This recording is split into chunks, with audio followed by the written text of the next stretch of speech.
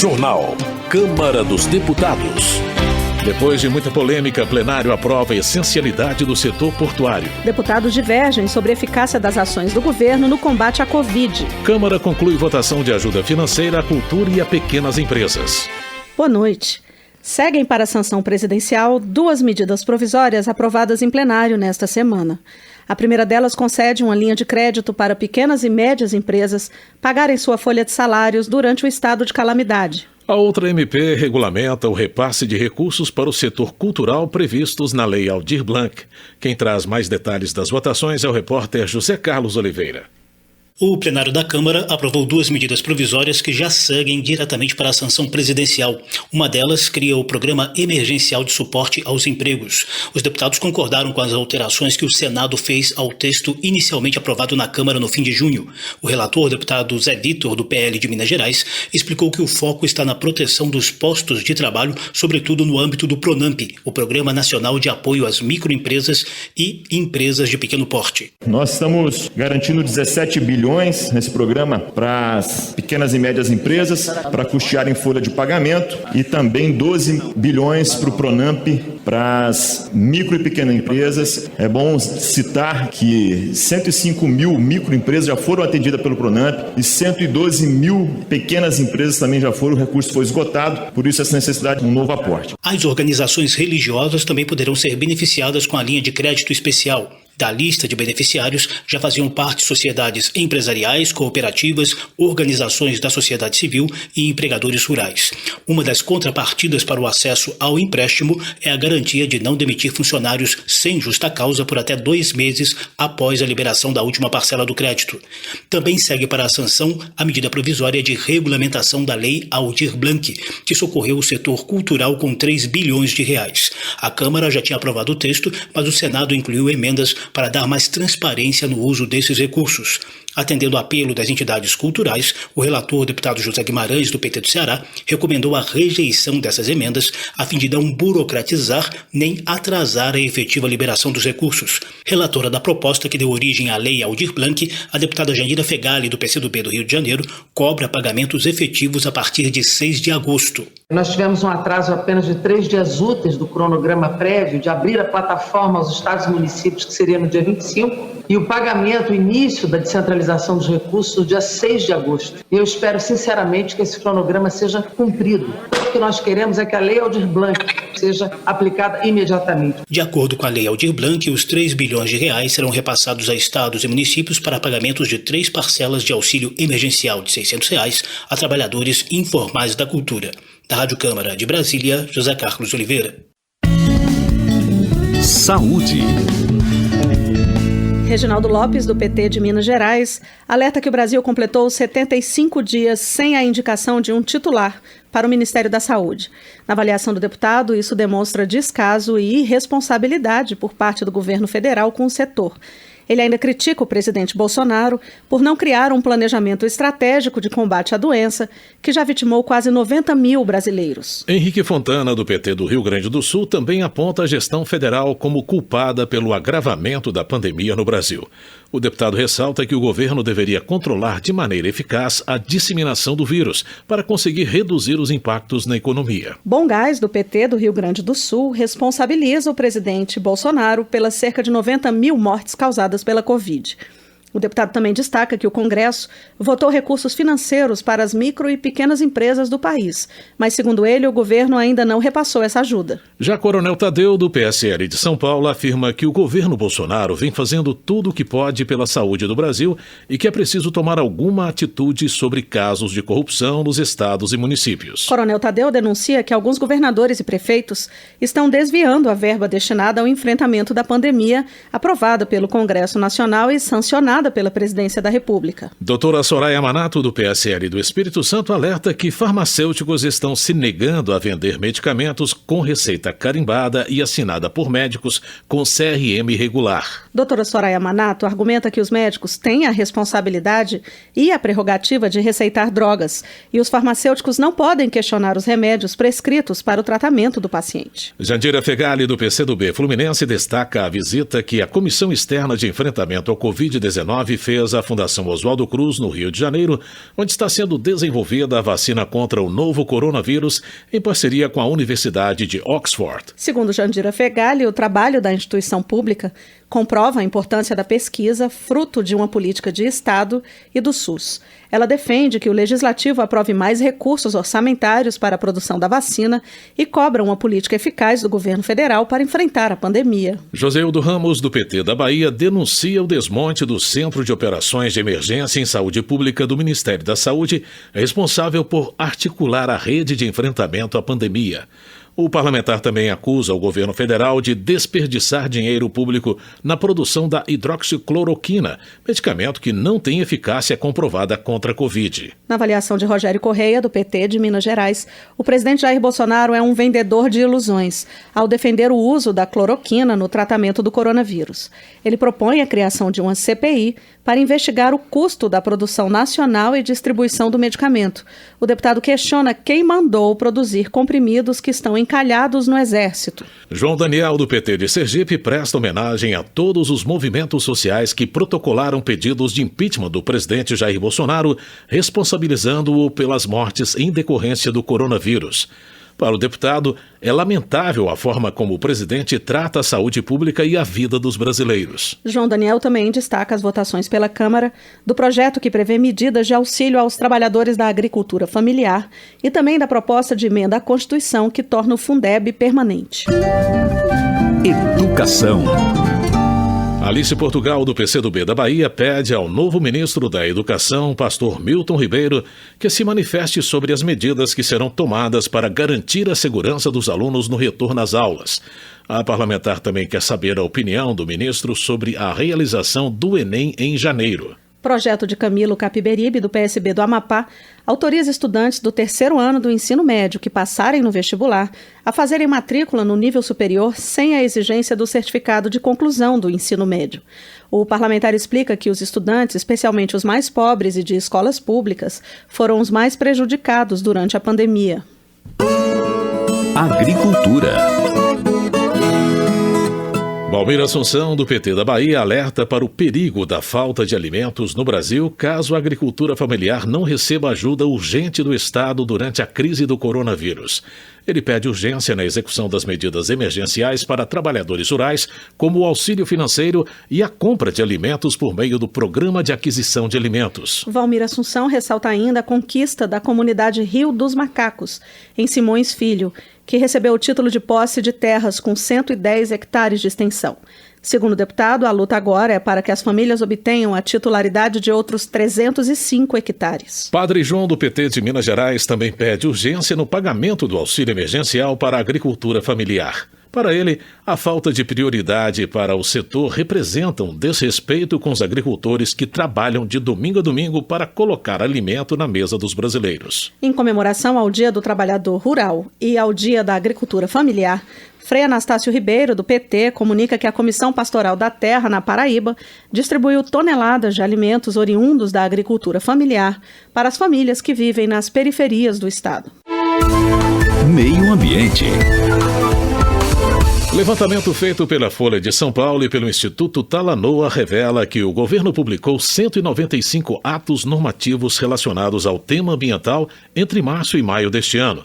Ao lembrar a frase do ministro do Meio Ambiente sobre passar a boiada para reduzir controles ambientais, Ivan Valente, do PSOL de São Paulo, considera que o ministro está cumprindo o que prometeu. Na avaliação de Ivan Valente, essa quantidade de normas editadas em meio à pandemia deixa clara a intenção do governo de extinguir órgãos ambientais e perseguir funcionários do IBAMA. Segundo ele, o atual ministro Ricardo Salles se aliou a garimpeiros e madeireiros na destruição da natureza e na matança dos povos indígenas. Coronavírus. Evite o contágio. O período de incubação do novo coronavírus pode durar até 2 semanas, período em que os primeiros sintomas podem aparecer. Os principais são respiratórios, semelhantes a um resfriado, ou às pneumonias, como febre, tosse e dificuldade de respirar. Cuidados básicos de higiene reduzem o risco de contrair ou transmitir infecções respiratórias agudas. A prevenção é o melhor remédio. Uma campanha da Rádio Câmara. Economia.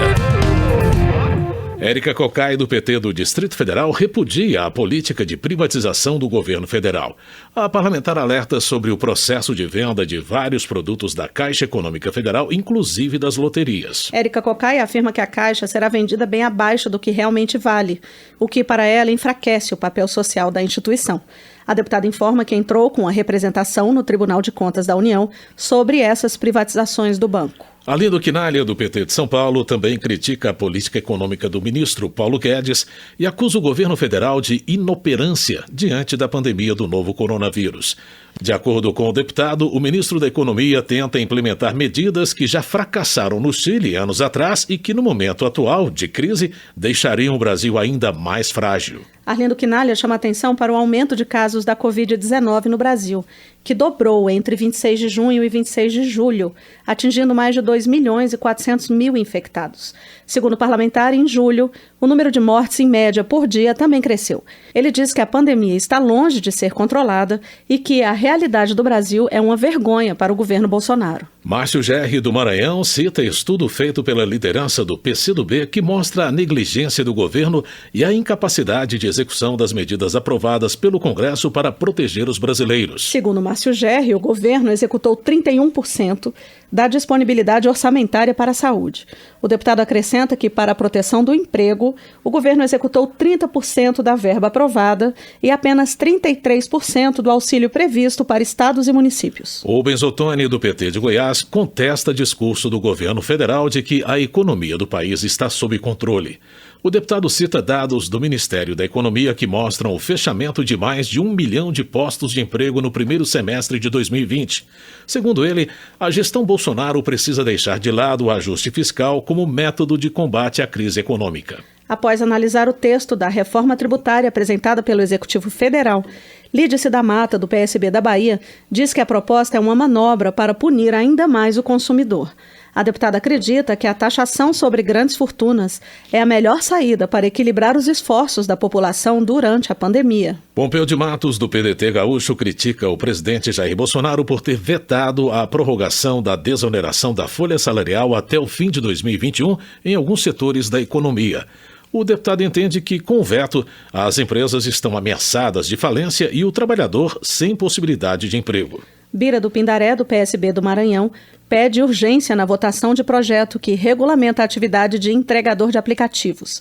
Segundo ele, é preciso criar mecanismos legais contra a precarização das relações trabalhistas que atinge a categoria. Entre os pontos da proposta, Bira do Pindaré ressalta a fixação de uma faixa mínima de remuneração mensal equivalente a um salário mínimo fracionado e a proibição do sistema de pontuação. Ayrton Faleiro, do PT do Pará, faz um apelo para que o Senado vote com urgência projetos de lei já aprovados na Câmara e que precisam chegar à população sem vetos por parte do governo federal. Ele destaca, por exemplo, a proposta que trata da proteção das mulheres que sofrem violência doméstica nesse período de pandemia. Paulão, do PT de Alagoas, repudia a declaração do ministro da Economia, Paulo Guedes, de querer implementar no país, em plena pandemia, o sistema de capitalização da Previdência. Para o deputado, o objetivo é beneficiar bancos privados e internacionais e acabar com o sistema de previdência pública que, para ele, é modelo para o mundo. Paulão ainda comenta, com preocupação, a denúncia feita pelo Procurador-Geral da República, Augusto Aras, de que a força-tarefa da Operação Lava Jato em Curitiba tem dados que contêm a informação de mais de 38 mil pessoas. Ele alerta que investigar pessoas sem controle fere o Estado Democrático de Direito. José Ayrton Félix Cirilo, do PT do Ceará, também repercute declaração do Procurador-Geral da República, Augusto Aras, de que a Operação Lava Jato tem dados de 38 mil pessoas e recolheu mais de 50 mil documentos sem autorização. Segundo ele, a situação evidencia a atuação criminosa por parte dos procuradores da Força Tarefa na construção de um banco de dados paralelo. Votação. Os deputados aprovaram 4 medidas provisórias que seguem agora para análise do Senado Federal. Entre as medidas estão a que prevê ações para o enfrentamento da pandemia nos portos e a que dá prazo até o fim do próximo ano para o cancelamento e a remarcação de serviços dos setores de turismo e cultura. O repórter José Carlos Oliveira volta a conversar conosco para trazer mais detalhes das votações. O plenário da Câmara aprovou a medida provisória com uma série de ações temporárias de enfrentamento à pandemia nos portos. A maior parte trata da gestão dos trabalhadores portuários, como o afastamento de idosos e outros grupos de risco ao novo coronavírus. Mas o relator deputado Felipe Francischini, do PSL do Paraná, acrescentou vários outros pontos que causaram polêmica durante os debates. Um deles é a declaração de essencialidade do setor de portos, válida também para o período pós-pandemia. O setor portuário é essencial para a economia nacional, representando cerca de 95% da corrente de comércio exterior que passa pelo país e movimenta, em média, 293 bilhões anualmente, o que representa 14,2% do PIB brasileiro. Atualmente, 100% das cargas do agronegócio são escoadas pelos portos e diversos artigos de primeira necessidade também são importados por este meio, razão pela qual é essencial para se evitar o desabastecimento de cadeias produtivas, impactando toda a população a continuidade dessa atividade. A oposição obstruiu a votação que durou 7 horas. O deputado Glauber Braga, do PSOL do Rio de Janeiro, questionou a alteração da lei de greve, que inclui os portuários entre os profissionais essenciais, ou seja, que não podem parar. É um ataque ao direito de greve, fazendo com que a essencialidade se mantenha, inclusive no pós-pandemia, para dificultar a greve, facilitando um processo de privatização futura dos portos. Isso a gente não pode aceitar. O PT também reclamou das mudanças sob o argumento de fragilização da Lei Geral dos Portos,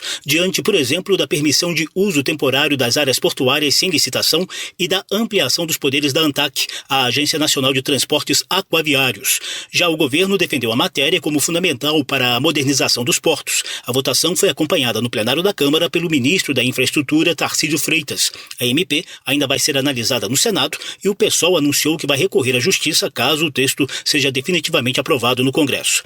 Os deputados ainda aprovaram a medida provisória que dá prazo até o fim do próximo ano para o cancelamento e a remarcação de serviços, reservas e eventos dos setores de turismo e cultura durante a pandemia. A remarcação deverá respeitar os valores e as condições originais do serviço. Também é oferecida a opção de crédito para uso futuro com desconto das taxas de agenciamento já pagas. Relator da matéria, o deputado Felipe Carreiras, do PSB de Pernambuco, justificou a ajuda para quem trabalha com entretenimento e turismo. Foram os primeiros a fechar, serão os últimos a reabrir. E quando a gente fala do setor de entretenimento, a gente fala daquele carregador de instrumento, iluminador, segurança que trabalha na produção do evento, pequeno produtor cultural que faz um evento, uma pequena cidade do subúrbio. A gente fala do setor de turismo que emprega tanta gente, das pequenas pousadas que existem no interior do nosso Brasilzão. Muitos não aguentaram, muitos já fecharam as suas atividades, muitos não vão voltar. Para facilitar a aprovação da MP, Felipe Carreiras retirou do texto os pontos polêmicos que tratavam de direitos autorais. Esse tema será tratado possivelmente na próxima semana por meio de projeto de lei. Os deputados também aprovaram a medida provisória que extingue o fundo PIS/PASEP e transfere o patrimônio para o FGTS. O relator, deputado Marcel Van Hatten, do Novo do Rio Grande do Sul, ressalta que esse saque extra ajuda o trabalhador a enfrentar os efeitos econômicos da pandemia. O valor vem sendo pago desde junho. No PIS/PASEP ainda tem cerca de 20 bilhões, cuja transferência de patrimônio incrementará as disponibilidades do FGTS e permitirá aos trabalhadores com contas vinculadas nesse fundo o saque no valor de R$ 1.045 por trabalhador, sem comprometimento das operações de apoio ao setor de habitação, saneamento e infraestrutura já contratadas. Van Hatten acatou algumas emendas para ampliar as opções de saque. Uma delas permite um saque emergencial adicional para trabalhadores que tiveram redução proporcional de jornada de trabalho e de salário ou suspensão do contrato de trabalho devido à pandemia. O valor deverá ser suficiente para recompor o último salário mensal. Por consenso, a Câmara ainda aprovou outra medida provisória que abre crédito para os Ministérios da Educação, Saúde e Cidadania. O relator, deputado Adolfo Viana, do PSDB da Bahia, destacou que os recursos serão aplicados nas ações de combate à pandemia. Essas 4 medidas provisórias aprovadas na Câmara ainda serão analisadas pelos senadores. E, por fim, os deputados aprovaram um projeto de lei do Senado que inclui os microempreendedores individuais e os profissionais liberais que atuam como pessoa física entre os beneficiários do PRONAMP, o Programa Nacional de Apoio às Micro e Pequenas Empresas. O relator, deputado João Roma, do Republicanos da Bahia, chegou a apresentar um substitutivo, mas concordou com o texto original para agilizar a sanção da matéria. Da Rádio Câmara de Brasília, José Carlos Oliveira. Termina aqui o Jornal Câmara dos Deputados, com trabalhos técnicos de Everson Urani e locução de Maria Clarice Dias e José Carlos Andrade. Boa noite para você. Ótima noite. A Voz do Brasil está de volta amanhã. Você ouviu A Voz do Brasil. Boa noite.